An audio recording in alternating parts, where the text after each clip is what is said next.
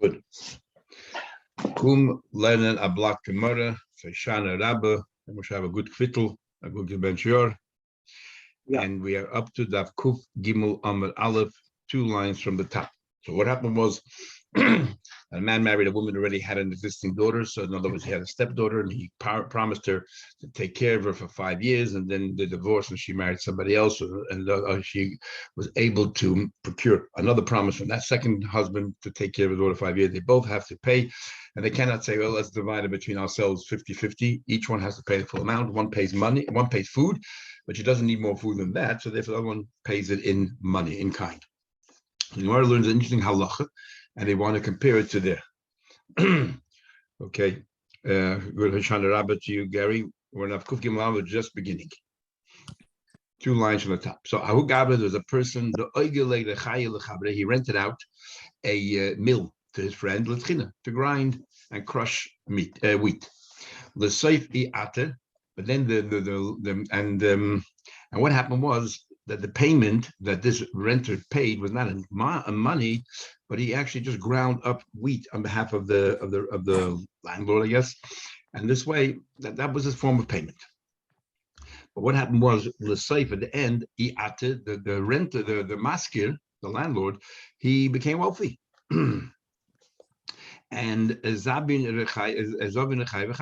he bought his own mill, and he bought a donkey in order to crush his wheat. He no longer needed the services of his renter. And so Amalei, he said to the renter, till now what the payment was in lieu of cash, you ground up my wheat for me, so we're both win-win. But hashta havli agrib, I no longer need your favors. I want cash. I want rent. Amalei mitchit, our arrangement was that I have to crush your wheat and grind your wheat. I'm prepared to continue doing that. I am not paying you cash. So Savar Ravina thought, it's exactly the case of the Mishnah. In our Mishnah, you had 2 people. Now you have 2 fathers who owe her money for 5 years, food. One of them pays her in food, but the other one, since she no longer needs the food, pays her in cash. So we see when that arrangement we originally had is no longer necessary, we can commute it back to cash. Same thing here. Initially, I needed you to crush my wheat. I don't need any more, so pay me cash. That's what he thought. They shouldn't say that we should feed her together 50-50. One of them feeds her, the other one has to give her money. So same thing over here. You have to continue giving money. How can you compare? So this girl only has one stomach. Tarti krisos, she has no 2 stomachs. What in the world is she going to do with so much food? Nothing.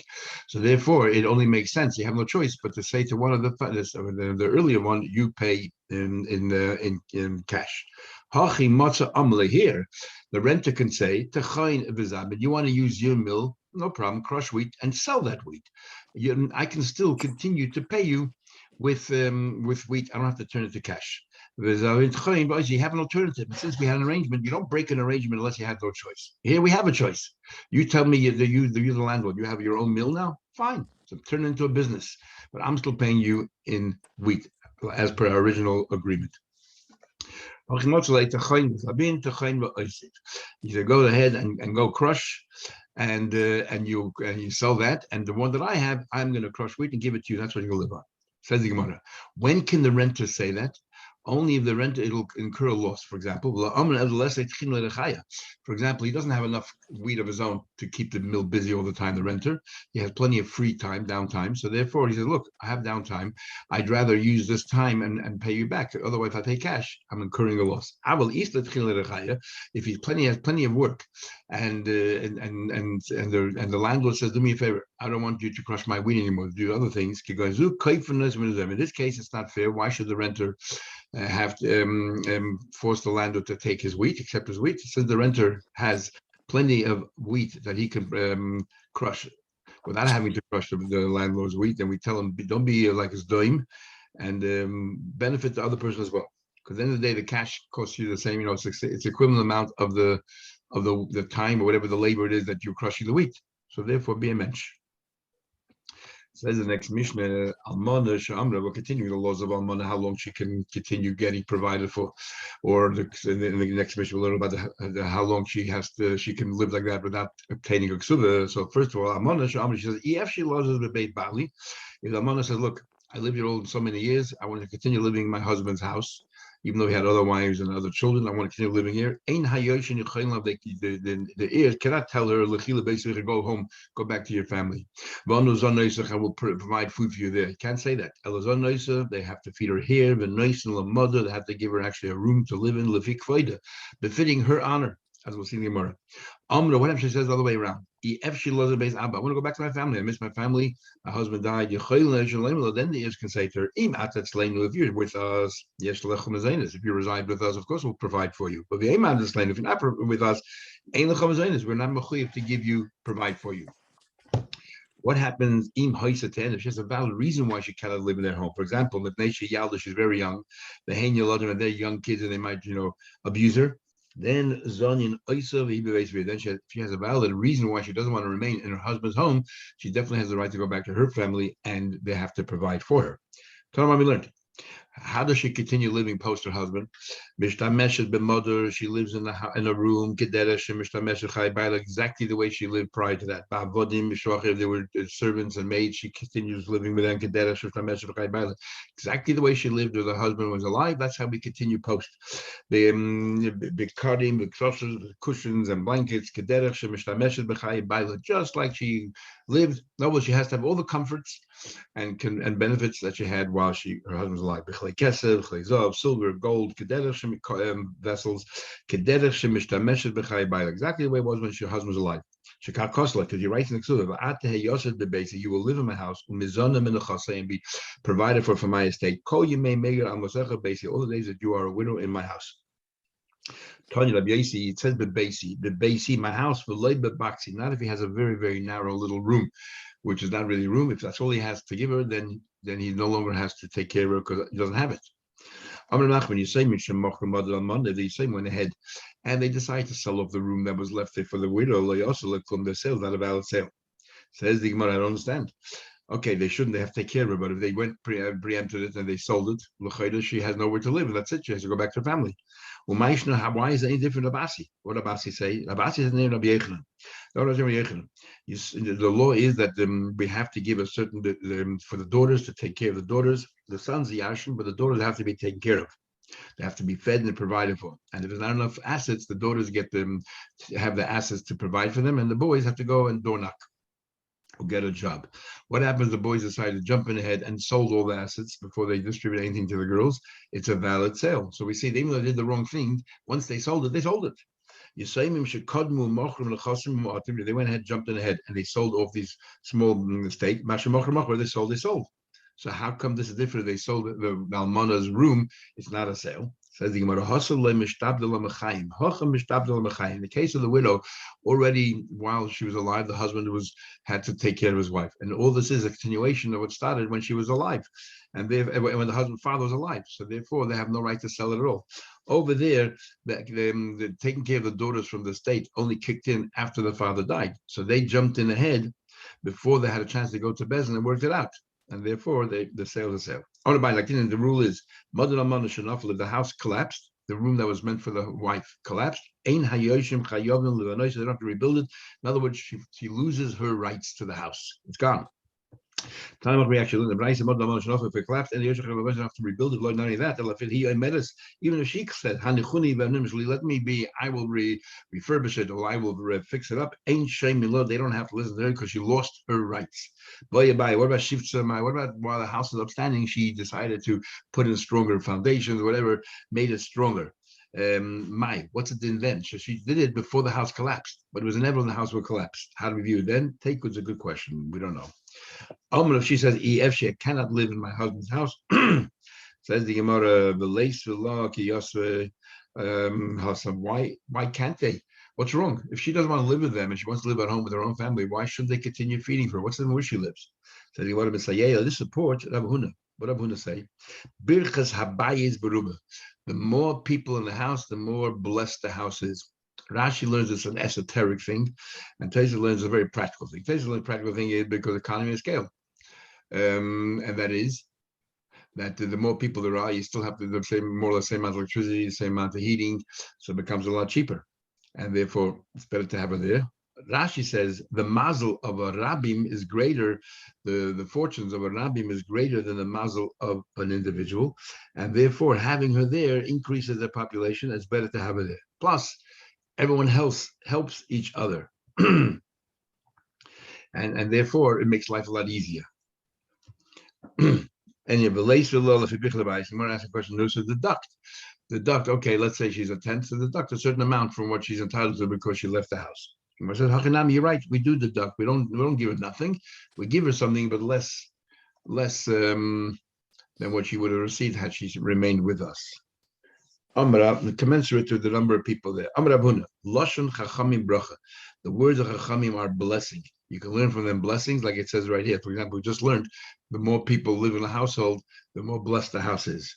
Lashon Chacham Moshe, the Chacham Moshe, just listen carefully to what they say, you can become wealthy. And Lashon Chacham Map, listen carefully to the words of Chachamim, you can become healed. No, they're teaching you dinim, but by the way, we can learn different things from them. For example, Bracha Adam, we just learned Oisha wealth. Now we learned if somebody Reuben sells fruits to Shimon, Moshach, if Shimon went ahead and did the Kinyan Meshicha, they already fixed the price. If they didn't fix the price, then pulling it means nothing. It's not a Kinyan. But they worked towards a price, and then he did Meshicha, but they didn't measure. Worked out a price per kilo for the fruits, but they didn't measure how much he actually took. Kana. The thing is that he is kind.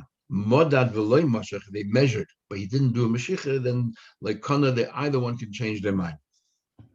But then it says, but if you're clever, if you want to buy fruits and you don't want to change your mind, and to schlep all the fruits is a big job, and you don't have a chance to do it. It has no time, let's say, to schlep it. Very smart. What you do is rent the place where the fruits are sitting, so then it becomes your chutzner, and then anything sitting therein automatically becomes yours. So what do we learn from here? We learn here a trick for how to make sure that if you have an investment, make sure that the seller doesn't change their mind.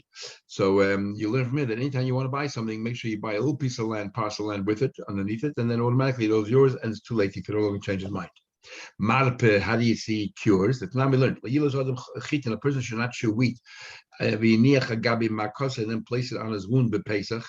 When you're chewing wheat is not chametz yet, but chewing and then placing on your hand, it will become chametz. Now, why would you put it there? It's good for a wound. So what do we learn from here, by the way?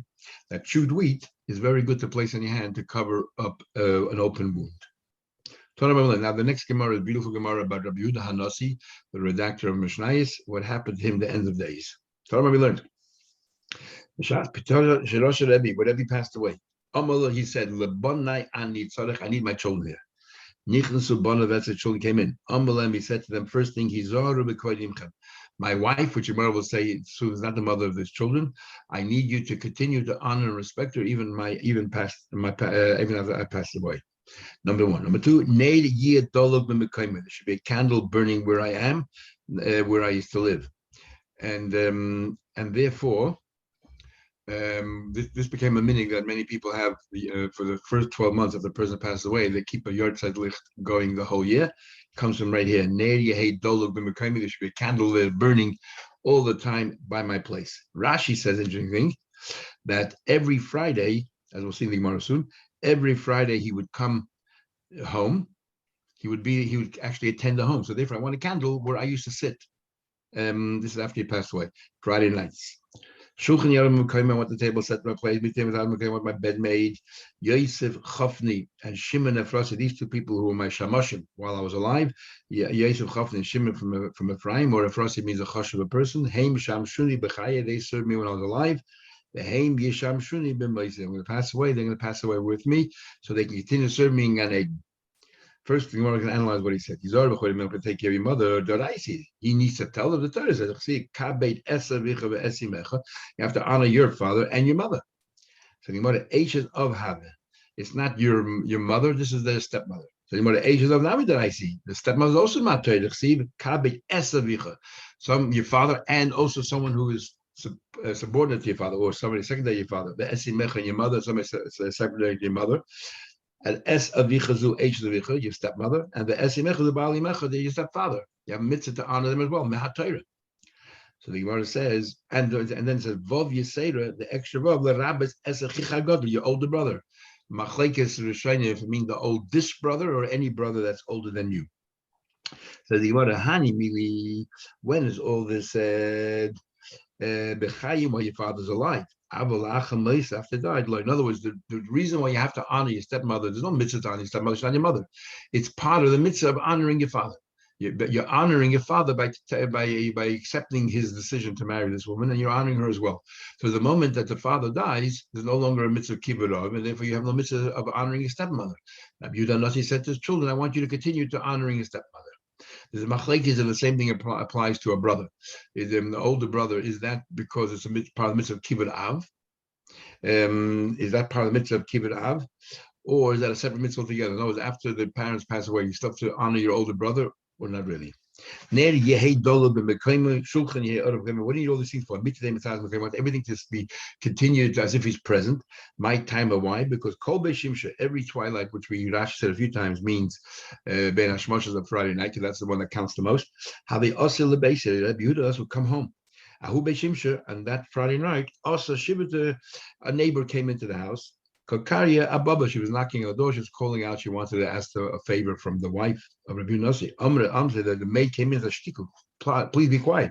The Rebbe Yosef, Rebbe is sitting here at home right now. Even the Shama, once Rebbe heard that word got out that he's coming back home after he passed away, Shuvle also he stopped coming. He came back. Other tzaddikim didn't, so people are going to cast aspersions on previous tzaddikim. He didn't want that to happen. If you look over here, if you have the Gemara there, on your right side of the Gemara is a Gilyan Hashas, which is Rabbi Akiva Eger. He quotes his unbelievable Sefer Chasidim from Yehuda Chassid. If you look over here, I'll just read it to you if you don't have it. On your right side of Gilyan Hashas, where it says, Kol B'Shimsha Have Osla Beis. It says this. Well, Yenida and Rabbi Yehuda, when he came back, he wasn't like an angel or a soul. He didn't come back in Tachrichim the way he was buried in shrouds. He came back with Bigdei Chamudas. He came back wearing his Shabbos clothes. He wore his Shabbos clothes. He'll come home every Friday night after he passed away, and he made Kiddush. Not like everybody else who passes away, everyone else, when they pass away, they're exempt from mitzvahs. A tzaddik, after he passes away, is still alive, and if they come back in the form of a goof, they can actually make kiddush and be mitzi, because the only one who could be make kiddush for you is somebody who's chayiv mitzvahs. So a tzaddik, when he comes back in his body, he's chayiv mitzvahs. Sefer Chasidim, it's an amazing thing. And the Sefer talks about Elyonavi, and he says Elyonavi sometimes came in the form of an angel, by a bris, by Seder, or he comes down in the form of a human, which when he met all these Amoraim. When he came down in the form of a human, he's chayiv mitzvahs. When he came down as a malach, he's not chayiv mitzvahs. Anyway, as long as they chemer on this about tzaddikim, they still have mitzvahs after they pass away. Anyway, further, Yosef Chafni Shimon of course, the Haim Shom Shimon Bechaya, they served him when I was alive, Haim Shimon Bechaya, they served him when I passed away. So they thought that he should continue somehow or another taking care of the Levaya and maybe a few other things afterwards to assemble all of his things. Even the Chazor, the Kodem Messiah, say that same day they passed away, right before Rabbi Yehuda passed away. They realized when Rabbi Yehuda said, I want them to serve me, he meant in Gan Eden. He meant Gan Eden. Why did you have to announce it? We need to know here who's going to serve him in Gan Eden. The Leilem and Milsa Havil, because they passed away right before him, they don't want people wondering and saying, they passed away young because they must have committed a sin. So he told them beforehand, he's joining me in Gan Eden. So now that they passed away, they realized they were tzaddikim. It's like, why did you live till now? Because Rebbe's life or Rebbe's chus to save them, but not anymore. And then he said, Chachme Yisrael ani tzarich. Then he said, I want the Chachamim, the Yidden. Nichnusu etzle Chachme Yisrael. So Chachamim came in and he gave them now like his will and testament. He said, Al taspeduni be'ayoris. I don't want you to mourn me or to do eulogies for me in mid-sized cities, let alone Kfarim, which are villages. But as we'll see later, but only in Krochim, in large metropolis. Number one. Number two, I want the yeshiva to be shut for 30 days, but no longer than that. As we'll see, because Moshe Rabbeinu, we read this week's parasha, we're going to read this week's parasha of Bracha, that the Yidden mourned him for 30 days. I want Shimon Beni, I want my younger son should be a Chacham, should be the Chacham of the city. And that means he's, every Nasi had a Chacham advising him, and he did all the laws of Isra V'Heter. And Gamliel Bani, my oldest son Gamliel, Nasi, he'll fill my shoes, he'll assume my position. He'll be the Nasi. Chanina Bachama, and I want Chanina Bachama Yeshiva Rosh. He should be the Rosh Yeshiva. Not my children, but Chanina. Why did he choose Chanina Bachama if his son Shimon was a Chacham? I guess to show that nepotism is not necessarily a great thing. On the one hand, we know that Rabbanos passes on from father to child. Actually, it's machlekes. But the Rosh Yeshiva, I didn't want to show nepotism. I wanted to give it to someone who was worthy. So he went further, and we'll go back to the Gemara and explain what happened there. The first who they come, they thought purely because it was some kind of a bother and a hassle. That Kima the Chazak so that in the large cities, they don't want any hespedim at all. But so in the large cities that did make hespedim, what happened was as a result, there's no hespedim in the mid-sized cities and small cities. So everybody, there was a big influx of people into the large cities, so it became a really large crowd, which is much more covered. He did it for covered, not for his own personal covered, but for covered at Torah. Set up a yeshiva. After 30 days, I want them to resume yeshiva. I don't want to be better than Moshe. The Eden cried for Moshe 30 days. Plus in Yemen, 30 days, they just kept on mourning of Moshe. They couldn't learn. Afterwards, afterwards, they're masked, they eulogized him, but they learned at night. And in other words, he didn't want that he should cease learning altogether, but part learning and part hesped was a good thing. After the entire year expired. Even though they didn't want to be more than Moshe Rabbeinu, but the hespedim they did was spontaneous, wasn't planned. So therefore they were allowed. Ahuyem was a day that very day that Rebbe passed away. Nafka Baskola, a voice came out of heaven, rung out of heaven. Amr Kolda Haveh Bashvavas the Rebbe. Anybody who was in the Bashkafta, the Rebbe was present. The day that Rebbe passed away, Mezuman Hulachai Olam Haba. We go straight to Olam Haba. Our Kavod was a launderer. Kol Yom Haba Kameh. Every day he would come before Rebbe. Ahu Yom Lasa. That day he didn't show up. Kivan the Shamahachi, he heard about this Bashkal and he wasn't even there. Solikly, he went to his roof and Nafal Ada and threw himself down to the ground. And he died. Yotz the Bashkal Ba'amra. Bashkal came out and rang out. Af Ahu Kavos Mezuman Ulachayim Haba. Because he meant it sincerely, he's Mezuman to Olam Haba. Big machlekas over here. What happened? He highlighted commit suicide. Some want to say that Nafal Ara means he just fell. But he didn't throw, he didn't hurl himself. He was grieving and he lost balance and he fell. Okay, and the chiddush here is that even though he wasn't present at Rebbe's thing, but because the Rebbe's passing away caused him such agmas nefesh, therefore he he fell down, and that's why he's others say no, he threw himself down, but this kavus was did an aveira, and that's why he wasn't present, and therefore it was part of his tshuva. Like Rabbi Lezer ben Dudai and Avodah Zarah, he put his head between his knees and he passed away. Others say that this kavus actually was a very big tzaddik. And then there's a whole discussion if you're allowed to bichlal commit suicide for tshuva or not. Interesting discussion. You can talk about it another time. Shimon b'ni Chacham. Shimon, my son, is a Chacham. What do you mean by that? Even though Shimon b'ni is a very smart person, Gamil b'ni Nasi. I want Gamil, the oldest son, to be the Nasi. Omar Levi. Levi is one of the students of Rebbe, and we had him a few times, and he's a very big Talmud Chacham. You need to. Why did Rebbe have to say? He turned to Shimon. Why did your father have to say that Gamliel should be the Nasi? He's the oldest son. Obviously, he takes over. Shimon felt that Levi was taunting him, or his father. We need it for you and for your limping foot, because he was. If you remember, he was limping. He once spoke out against Hashem. We daven, we need your rain. More kindness, how can you make it rain? And then he started to limp. We also learned more Sukkah at the end that by Sukkah Beis Sheva, he made push-ups with his thumb and then he dislocated. And the Gemara asked, which one is it? And we say because of both. So he said, you need it. My kashale. What exactly? Why taka do we need it? It says clearly that the kingdom was given over to Yehoram because he was the oldest son. If amongst the sons he is the most capable or is equals least, and the firstborn, then he deserves it. But if there are other brothers who are more capable, then the other brother, the younger, get it. And obviously Shimon was a chacham, so Levi was saying that if Shimon is a chacham, Shimon should. So Shimon was saying because Gamliel was not the superior of all the brothers. That's why my father had to declare, nevertheless, Gamliel should become the Nasi. He wasn't equal to the task. No, but every my time over, he said, why Taka gave it to Gamliel? Why didn't you give it to Shimon? He didn't. Perhaps intelligent, academically wise, he wasn't equal. But when it came to God, be a God-fearing person, he was equal, and that is more important than how intelligent you are. Yiddish Shemayim. So here was he clear with me that Yiddish Shemayim is more important than your scholarship. And a lot of yeshivas, the criteria to joining the yeshiva was not how many pages of Gemara you knew by heart or you knew.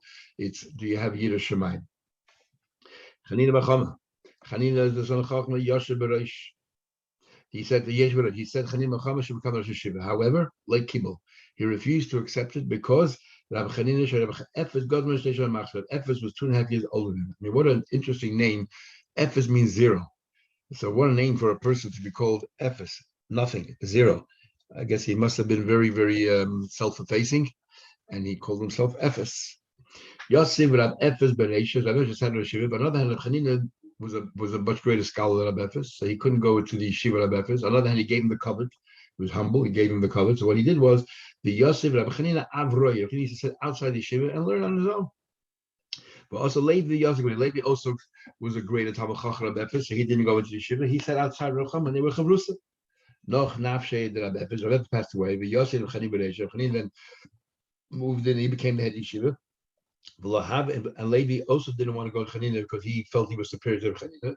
So Levi sat outside. But Levi there was nobody equal to him in the whole Israel that he can learn with. He went to Babel to learn with Rav. That's what they told Rav. A great man, a great man came to Neherdoi, and he's limping. Which Amoy do know was limping? That's Levi. He said that a girl wears a tiara is permitted on Shabbos because generally you're not allowed to wear fancy jewelry because they might take it off to show off to others and carry it as a rabbin. But since only ones who can afford it are very rich people, and rich people don't bother showing off what they have. Rav heard that. He said, must be Rav Ephes passed away. So I'm assuming Rav Chama took over, and Levi has no one to learn with because he's equal to Rav Chama, not greater, and he has no one else that to learn with. So that's why he came here. The Yosef Rav Chanina Bereishah took over. We'll have the Levi Inish Lamesik Abed to sit next to. Because he came here.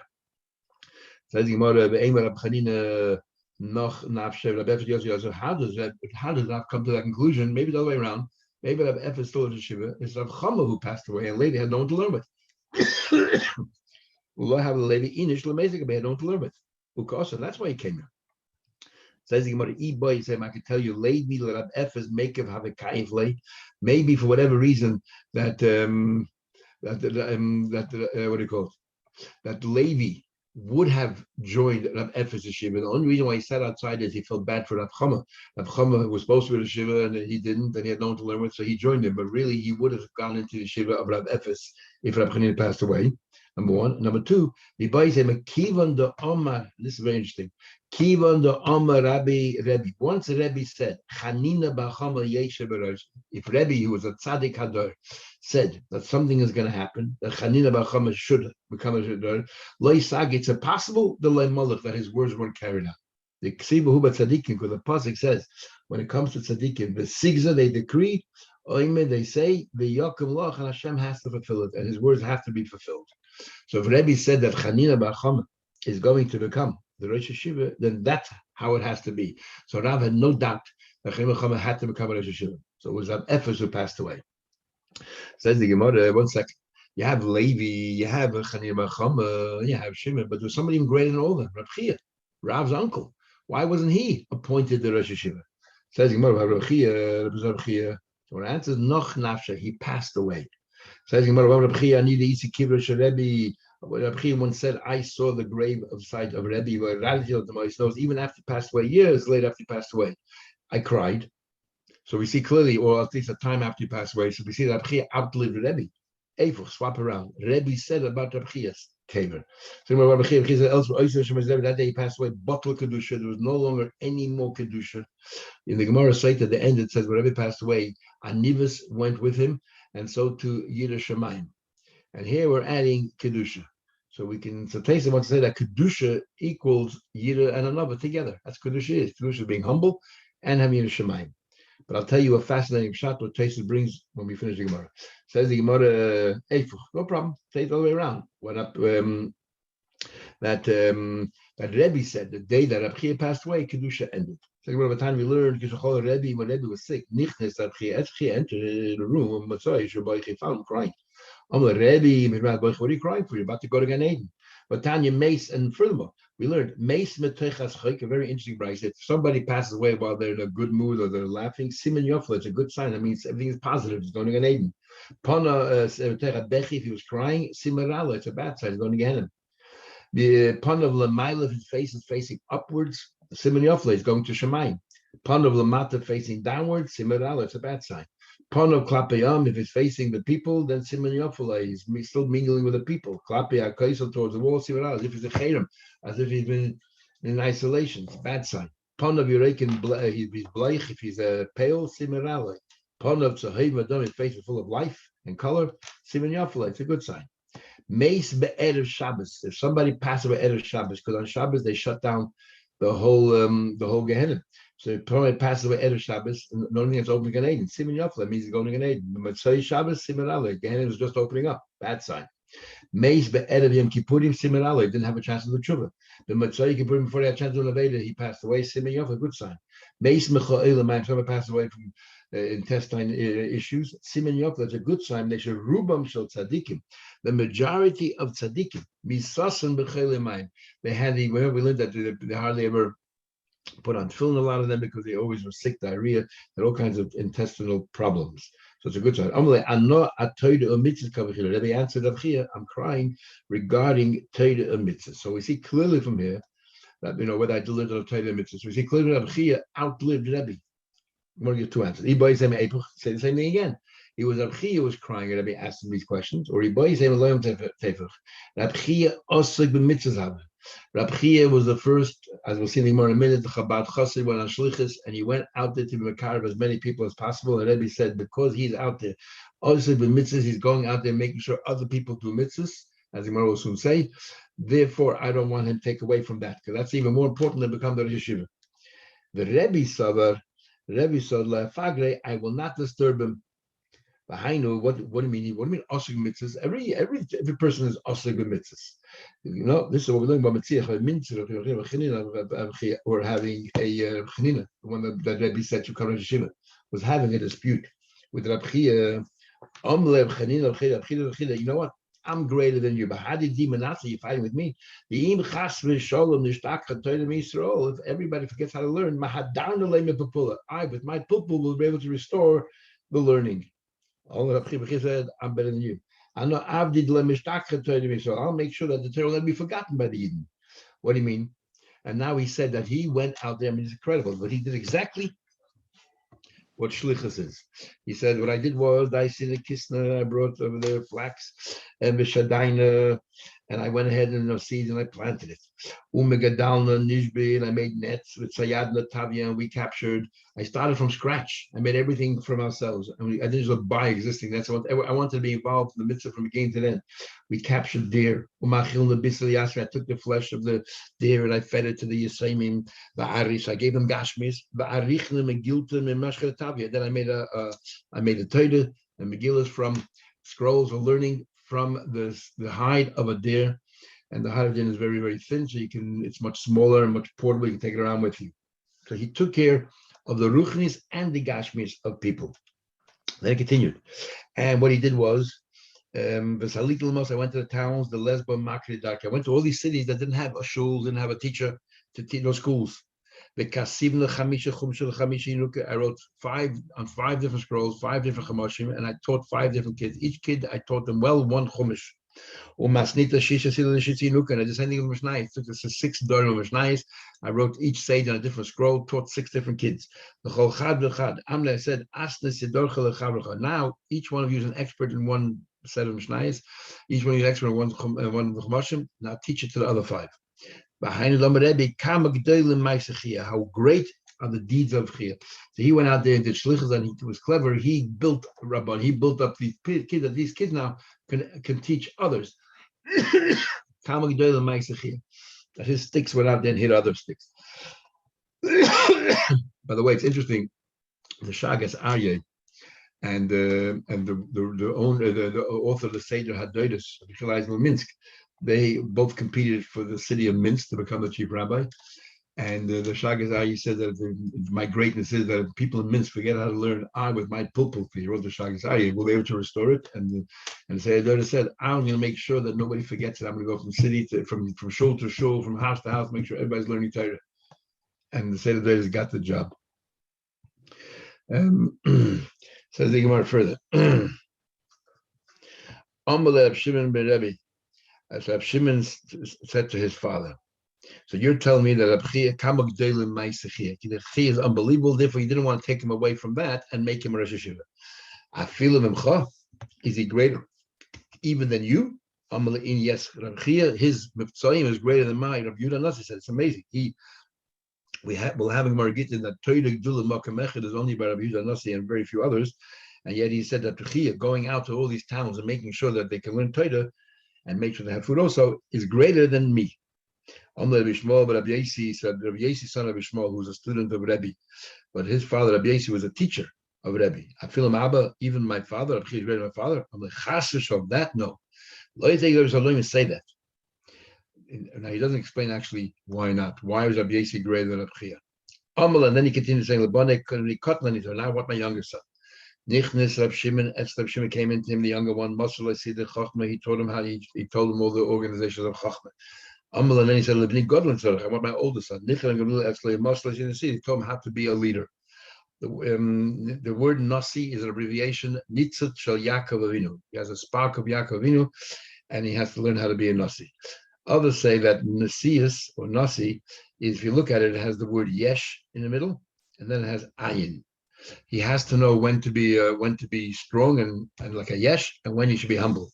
When it comes to fighting for Yiddishkeit, he has to be a Yesh. He has to not be deterred and intimidated by anybody. When it comes to his own covet, he should be humble. Yesh and Ayin.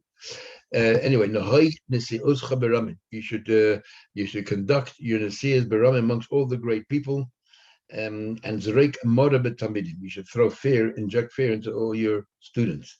And it's not so exceed as Hashem Yichabed, that you should actually honor those of fear Hashem, not instill them fear. The king Yehuda, if he ever witnessed if he ever saw a Talmud Chacham, he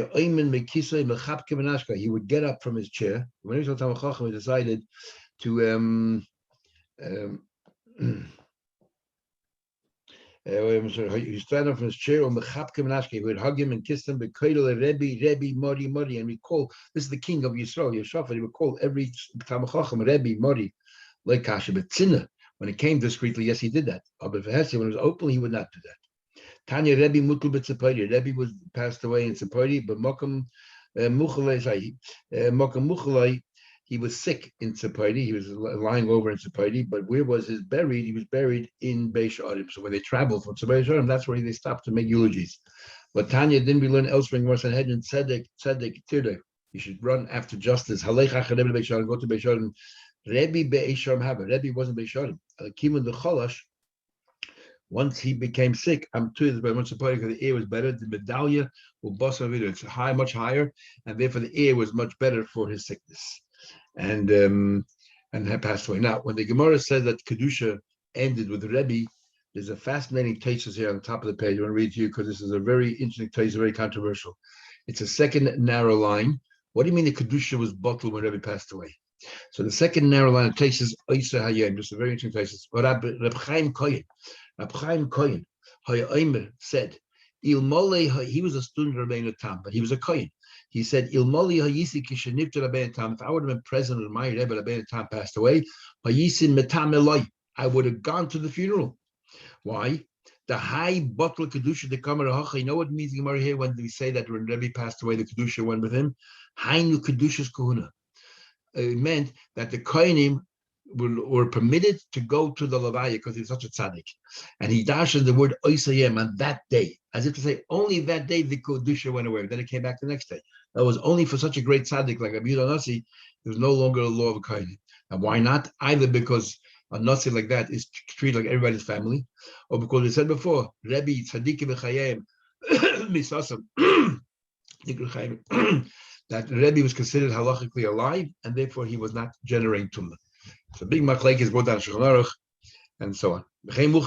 But the comment says, mashma dafke v'sule. Only on that day there was no kedusha, but afterwards it came back. In other words, the kohanim were permitted to go to his levaya. And he quotes the Shalmi. Uvehedya Amr Shalmi and Shalmi says the brachas Peg Mishameshu Shemesh Rebbe Amr. They said En Kahuna Hayem. All the laws of Kahuna are suspended, and everybody is permitted to go to levaya. And Tosha disagrees with Reb Chaim Kohen, but that's what Reb Chaim Kohen says. Okay, we'll stop here.